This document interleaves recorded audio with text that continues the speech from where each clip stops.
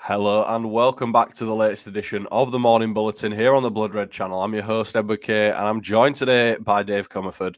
And we're going to start by taking a look at a centre-half who was pretty highly rated during the World Cup. Not heard as much about him since then, apart from the other night when he was taking on Manchester City in the Champions League, and he did manage to get the equaliser for Red Bull Leipzig. We're talking, of course, about Croatian star Josko Gvardiol.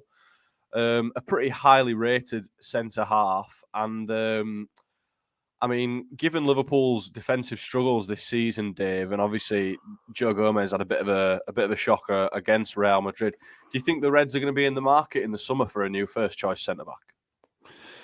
Yeah, I think so, and I think it probably comes down most of all to the fact that one of Joe Gomez and Joel Matip, probably the latter, given that Gomez signed a new long-term contract not that long ago, will leave the club, and then there's kind of a vacancy there, and I think the club might kind of look at it as sort of move Matip on, get a decent amount of money for him. He's only got 1 year left on his deal, and then really, go for someone younger who can kind of like sort you out long term. And I know we'll talk about Vardiol a bit more, but he's obviously a player where you sign him and you feel like he's kind of locked in there for the best part of a decade, really. So you could definitely see the logic in that kind of business. And people would argue based on how Matip and Gomez have played this season and maybe especially recently that you need to kind of make a change there anyway, even apart from selling players.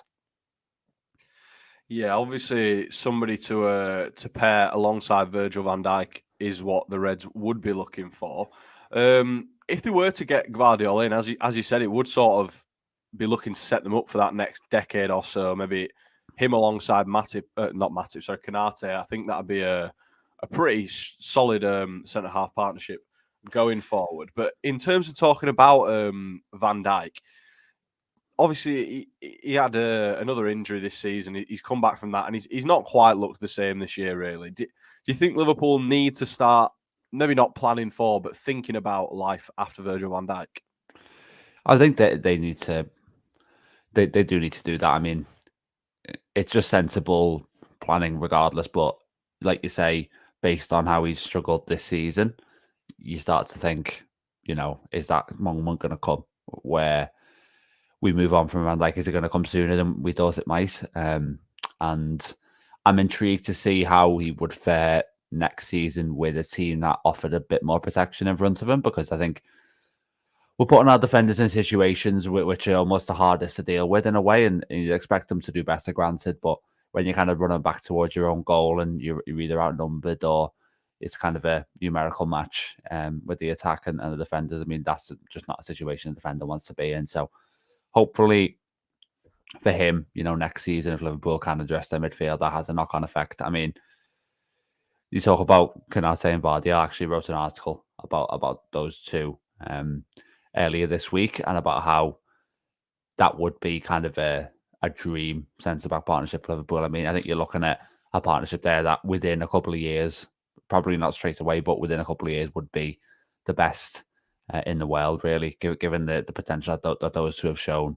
And they're kind of how they got almost a complete set of attributes for a modern centre-back, and that could be kind of, I mean, the potential of that partnership is endless, really, in terms of what it could achieve. So, again, it doesn't, necessarily feel like the likeliest signing, but it's still kind of an exciting one to hear serious links about, I guess.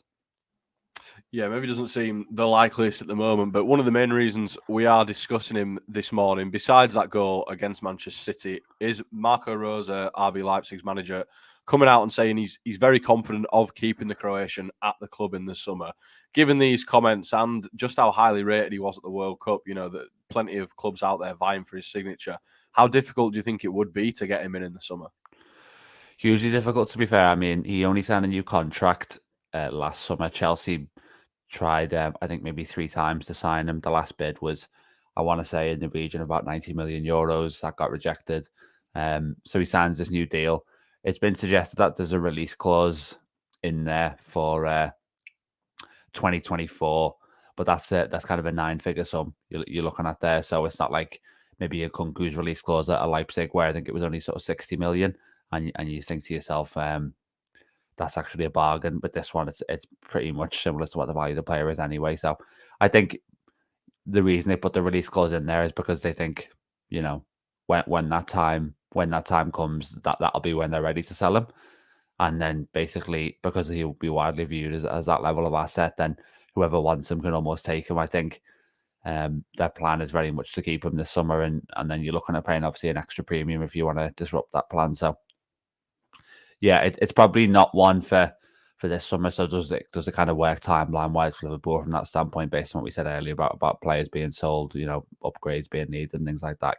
That's obviously another consideration on top of obviously of the cost. I mean, if Liverpool's biggest problem was defence, maybe you could justify that kind of outlay on a defender. But when you've got, when you go for Bellingham in midfield, it doesn't seem like you're necessarily going to be able to do both of those deals. Yeah, you brought me on to the next point pretty well there. We're going to talk about Jude Bellingham and Liverpool's midfield. Like you say, obviously other areas other than the defence probably going to be the priority in this summer, getting a couple midfielders in. But, I mean, Liverpool, it seems to be a sort of a head-to-head race at the moment with Real Madrid for the signature of Jude Bellingham, with maybe Man City running alongside there as well. I mean, Liverpool's chances can't have been done any favours by the result on Tuesday night, but everything we've heard since then, everything that seems to be coming out is suggesting that Jude Bellingham would still be interested in the Reds despite a result like that, and maybe even without Champions League football, Dave.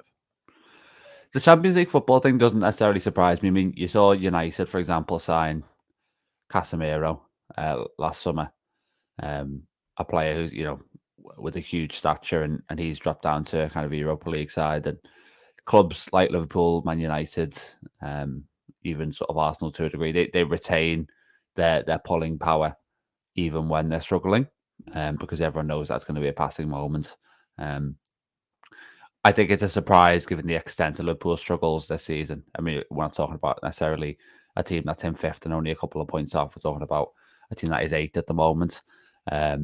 So it's sort of reassuring to hear that. And I think it also speaks to the fact that, Liverpool have sold Bellingham on this idea from what we've kind of seen of being the leader, being the man who's going to bring Liverpool out of the mire, who's going to be the thing that everyone's built around, the centerpiece really of the next great team. And I think that is kind of a appealing project for him, an appealing challenge. And that definitely feeds into it. And also, I mean, the report from The Athletic the other day said he was a huge admirer of Klopp. And I think it shows how even in a season where Klopp has underperformed, much like most of his players have, he's kind of still Liverpool's arguably biggest recruitment weapon. And it's strange, it feels like things may still be aligning for Liverpool to potentially get this deal done. And maybe it will just come down to finances and whether they can do it without Champions League football if they have to. Because, it was reported the other day that Real Madrid have kind of set themselves internally a number that they won't go past Bellingham, and that's quite a long way below Dortmund's valuation. So he's sort of there for the taking, really, based on everything we're hearing. And then it's a question of whether Liverpool have the means to do that. Yeah, those reports from Madrid that they've got a number that they won't go past. That is the reason we are discussing Bellingham today. I mean, obviously on the surface of it, it looks like pretty good news for the Reds, but I mean, it is still Real Madrid. You get the feeling that if they really, really want him, they will kind of find a way, won't they? Yeah, I mean, you can't always be 100% trusting, really, of what you read with it, I guess, and stances can change and things like that. And there's also an element of posturing too. So clubs, trying to put out messages through the media, I think. So all that has to be considered. I mean, Liverpool certainly can't rest on their laurels, and think Real Madrid aren't a threat because of that. The one thing you would say is, you look at Real Madrid the other day, no Chouameni, no Cruz in the starting 11, but the midfield, you're taking two midfielders out of the equation there, but the midfield still absolutely bossed Liverpool with Valverde and Camavinga in there. You can see why they don't regard it as their biggest priority, and that I think can kind of manifest itself in the fee. So for Liverpool, it's absolutely critical. That I think not only that they bring a top midfielder in, but that they do this deal, considering that they spent so long planning their whole transfer policy around it. So I think that is obviously you can't underestimate Real Madrid, but it's important that we kind of can place that in context and consider the dynamics that are at play, really. Yeah, adding Jude Bellingham to a midfield that already consists of Valverde, Camavinga, Tchouaméni, Kroos, Modric seems a bit greedy, I think might be the word. But that is all we're going to have time for on the morning bulletin today. So, Dave, thanks for joining me, and we'll catch you next time.